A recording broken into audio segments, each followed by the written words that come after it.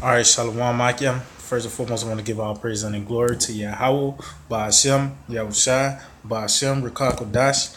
I want to give double honors to the apostles of Great Millstone. Shalom to the elect, the teachings word in our true faith and sincerity. And yeah, man, I just want to title this video, Rejoicing at the Downfall of America. Because at the end of the day, there's going to be a beautiful moment, man. Because we're in the process of rejoicing now, man. We're in the process of rejoicing now this down because the Lord have opened our eyes, and now we see the downfall of America. Because I know Trump made a statement that he made America great again, and everybody laughed at him, man, because they see what's going on. The de-dollarization. Yeah, I mean, and just everything. People take America for a joke now.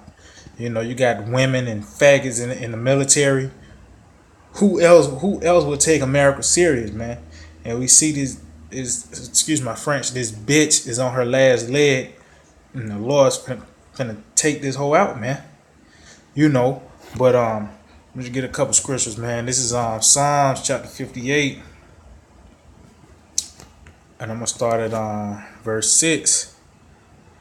It says, "Break their teeth, O Most High, in their mouth. Break out the great teeth of the young lions, O Lord Yahweh." Yeah, so it said break that. That means their power, man.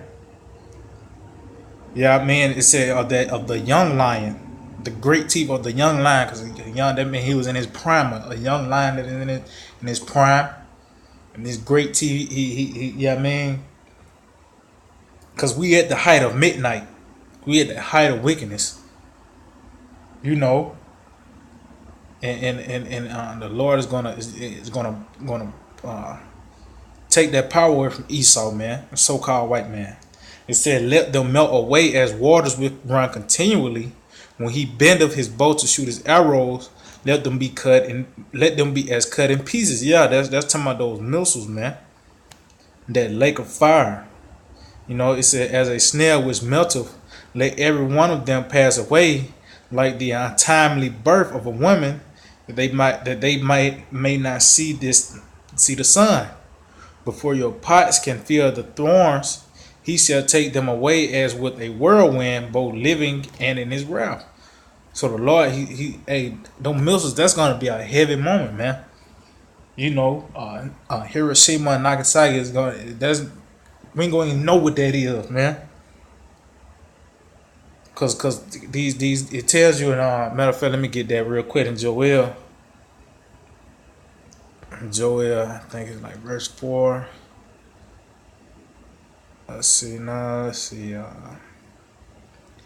Verse 2. It's like this Joel 2:2. It says, "A day of darkness and of gloominess, a day of clouds and of thick darkness, as the morning spread upon the mountains, a great people and a strong.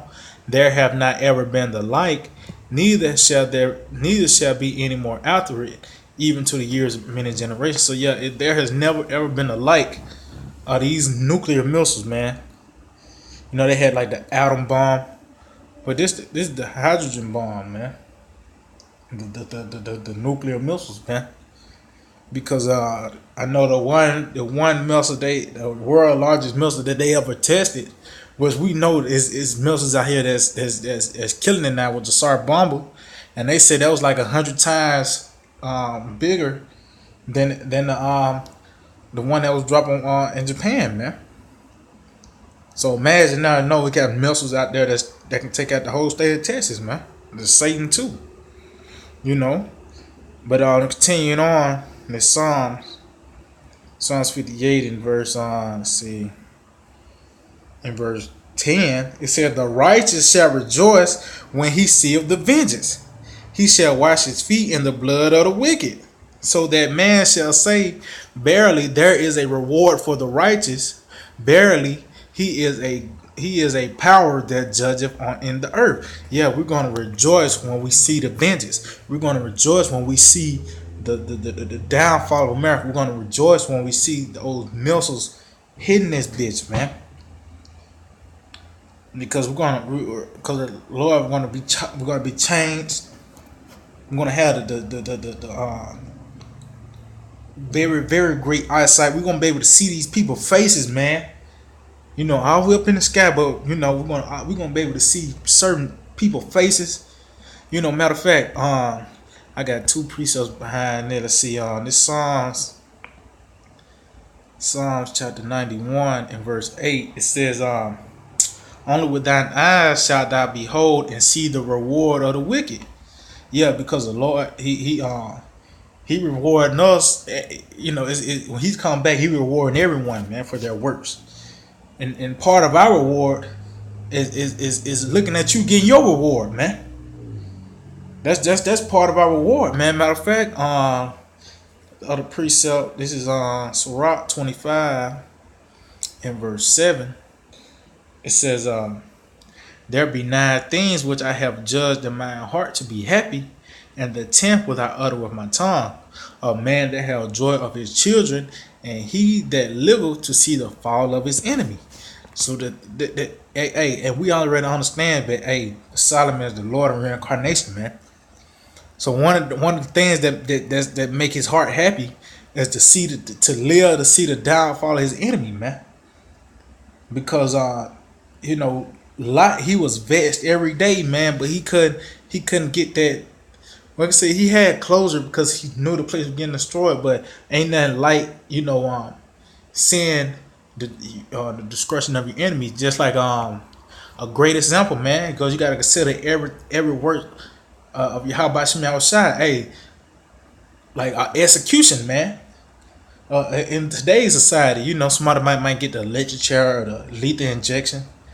Well, the family of that victim, they get that they behind a wall and they get to see this. You know what I mean? They behind the little glass and they get to see the fall of their enemy, man. They get to see the man be put to death. Well, he's doing his reward. You know. So let's go back in that song. Now I think that was it on that Psalms. Let me reread that again. That's Psalms 58. Psalms 58 and verse 10. Again, it says, the righteous shall rejoice when he seeth the vengeance. He shall wash his feet in the blood of the wicked. Yeah, because there's going to be a lot of bloodshed, man. You know, the Lord, he's gonna reward every man for their works, man. And how great of a king he is, he's gonna overpay. You know. Let's see. I think I'm end off with this. This is Revelation 18 and verse. Let's see.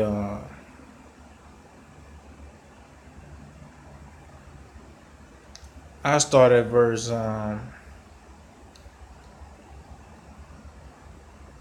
I start at verse 16. It said, and saying, alas, alas, that great city that was clothed in fine linen and purple and scarlet and decked with gold and precious stones and pearls.